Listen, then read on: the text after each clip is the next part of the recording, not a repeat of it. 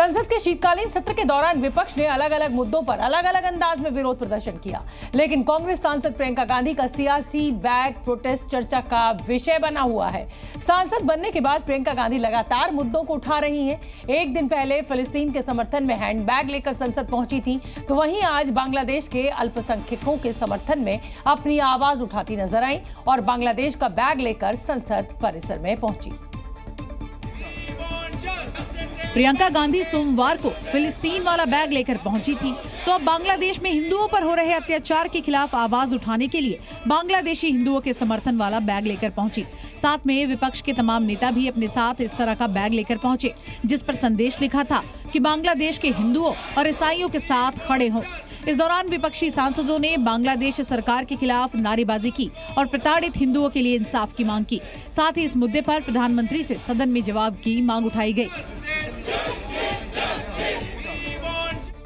लेकिन विपक्ष के इस प्रदर्शन पर बीजेपी ने तंज किया और बांग्लादेशी हिंदुओं के लिए विपक्ष की इस आवाज को मोदी मैजिक बताया।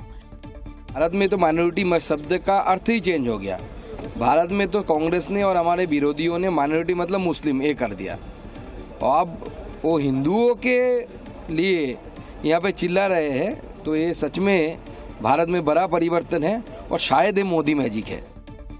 दरअसल कांग्रेस सांसद प्रियंका गांधी सोमवार को फिलिस्तीन के लोगों के प्रति समर्थन और एकजुटता प्रदर्शित करते हुए एक ऐसे हैंडबैग को लेकर संसद पहुंची थी जिस पर फिलिस्तीन लिखा हुआ था, जिसका बीजेपी ने विरोध किया था और कहा था कि प्रियंका और कांग्रेस को बांग्लादेश के हिंदुओं का दर्द नहीं दिखता।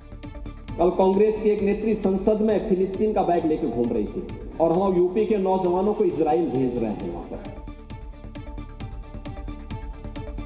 तो वहीं केंद्रीय मंत्री गिरिराज सिंह ने भी प्रियंका गांधी पर तंज कसा। उन्होंने कहा कि प्रियंका गांधी को हिंदुस्तान से प्यार नहीं है। देखिए, वो इंदिरा गांधी की पोती है, जवाहरलाल की परनातनी है, तो वो कुछ भी कर सकती हैं। उनको फिलिस्तीनी से प्रेम है, पाकिस्तानी से प्रेम है, बांग्लादेश से प्रेम है, उनको हिंदुस्तान से प्रेम नहीं। एक देश एक चुनाव विधेयक आज लोकसभा में पेश कर दिया गया। विपक्ष ने इस बिल का पुरजोर विरोध किया, जिसे देखते हुए सरकार ने बिल को संयुक्त संसदीय समिति यानी जेपीसी के पास भेजने का फैसला लिया। लोकसभा में केंद्रीय कानून मंत्री अर्जुन राम मेघवाल ने 2 बिल पेश किए। एक देश एक चुनाव के लिए 129वां संविधान संशोधन बिल और unit territory law amendment bill 2024 पेश किया। बिल पेश करने के लिए विपक्ष ने मत विभाजन की मांग की, जिसके बाद वोटिंग हुई और बिल को सदन के पटल पर रखे जाने के पक्ष में 269 वोट पड़े, जबकि विरोध में 198 वोट पड़े, जिसके बाद अब सदन में बिल को जेपीसी में भेजने की औपचारिकता पूरी की जाएगी। इस बिल का बीजेपी समेत 32 राजनीतिक दल समर्थन कर रहे हैं, जबकि कांग्रेस, टीएमसी और डीएमके समेत 15 दल इसके विरोध में हैं। विपक्ष इस विधेयक को संविधान के खिलाफ मान रही है।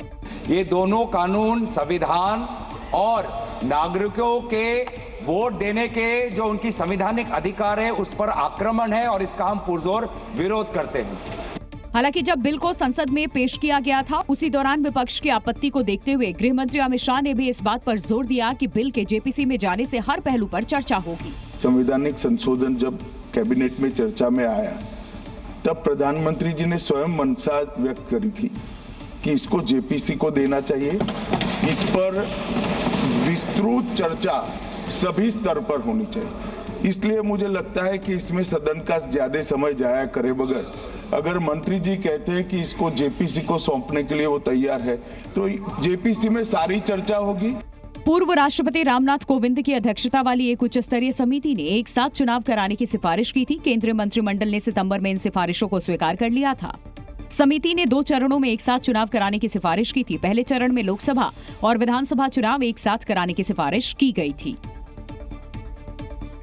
तो one nation one election bill को अब जेपीसी में भेजने की तैयारी की जा रही है। तो वहीं विपक्ष इस बिल को संविधान विरोधी कह रहा है। संसद में संविधान पर हुए चर्चा के बीच आए इस बिल को लेकर विपक्ष फिर हमलावर है और संविधान बचाने का राग अलापता नजर आया। Anti-constitutional bill. It's against the federalism of our nation, and we are opposing the bill. देश के लिए खतरनाक है।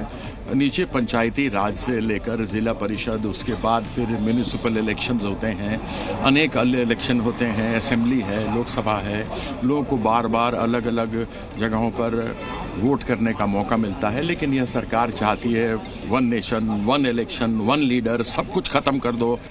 तो वहीं एनडीए नेताओं ने विपक्ष के विरोध पर हमला बोला। केंद्रीय मंत्री गिरिराज सिंह ने कहा कि ये सिर्फ मोदी विरोध है, तो जेडीयू ने कहा कि ये कोई नई परंपरा नहीं है। ये कोई नई बिल नहीं आ रहा है,